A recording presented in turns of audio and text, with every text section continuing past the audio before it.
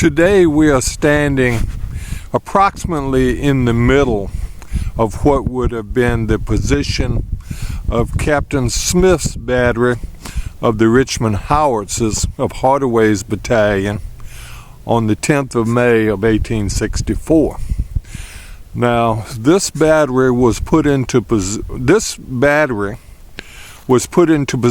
on the morning of the 10th of May, replacing some of Braxton's guns and also displacing 5 companies of Daniel's brigade of North Carolina infantry, who withdrew to a position in a second line.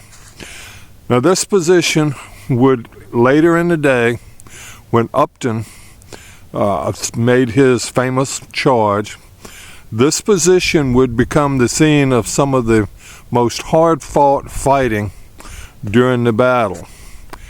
The guns had been spread out in 4 pits along this line, and we will visit them in a second video in the morning, as I said. And there were no skirmishers out in the woods across the field, no Confederate skirmishers.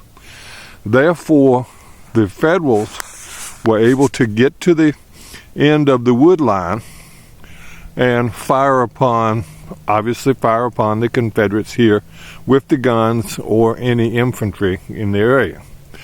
As a result, during the day, the howitzers would fire occasionally if the Federals got too annoying to keep them back. But the real action began around 6 o'clock when Upton's men charged from the woods across the field to our right, aligning themselves on the road that led out to the Shelton house, and broke over Doles' line.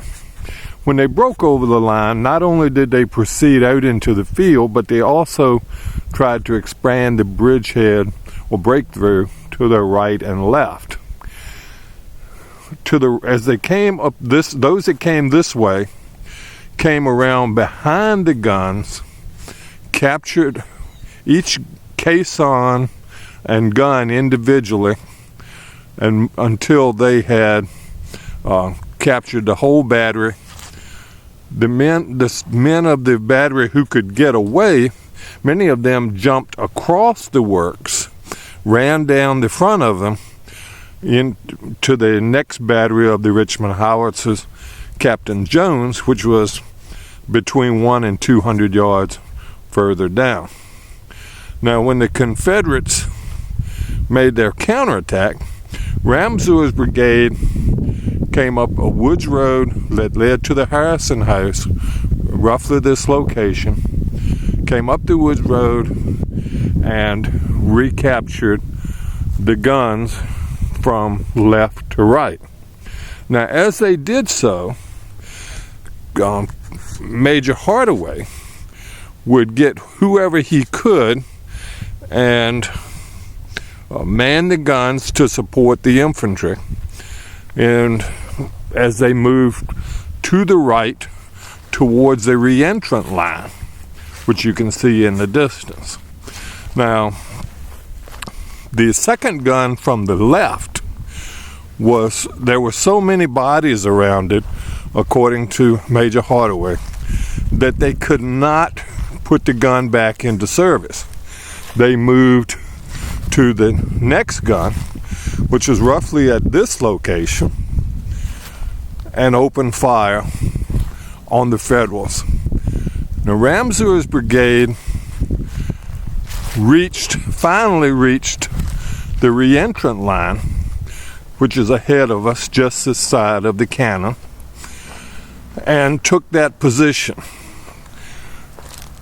And that is as far as they got, by the way. The last gun to the right would have been here.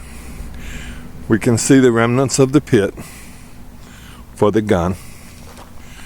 And this gun, Major Hardaway, with a group of infantrymen and a couple of artillerymen put in action, and they fought during the remainder of the battle against the Federals, who were taking shelter in some pits around that cedar tree ahead of us and on the backside, on the outside of the Confederate works.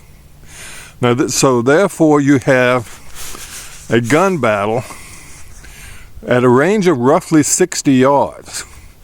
Now, this, because of the shape of the Confederate works, it made it very difficult to miss the infantry taking shelter in the reentrant line, running from left to right, and yet fire at the Federals. In fact, it was so bad that the gun behind this one, which was in the pit that you can see ahead of us, well, let's move back there to give a better idea. And here you have a really interesting artillery position, by the way. You can see how the gun is actually elevated with a ditch on either side for the men to take shelter. Now, this is the only one of those 4 gun positions that is that way. Was that done after the 10th? We don't know. But anyway, this gun is firing at the Federals, and obviously is trying to go past Major Hardaway and then the infantry and the reentrant.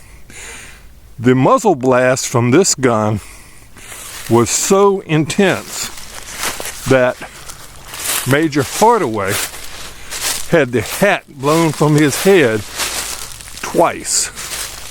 And the Federal fire was so intense that he ended up with 9 bullet holes through his coat and his accoutrements. But finally, the Federals at dark withdrew. They were never forced out, but they had to withdraw because of a lack of support. But this spot on the 10th of May was one of the most scene of the most intense fighting. Obviously, on the other flank, it was as well. But this is where the Richmond howitzers' guns were, and were fought over on 2 occasions. Now, at the end of the evening, the Richmond howitzers were replaced by Garber's battery of Cutshaw's battalion, who removed the guns of the howitzers to the rear, probably back on the back side of this little hill, and put their own guns here. They stayed here until the morning of the 12th of May, when the Federals broke through Johnson's division. Their guns were pulled by hand to the rear and fired over the works at the Federals advancing up the hill. So, one of the most important pieces of the Spotsylvania battlefield, and deserves its place in history.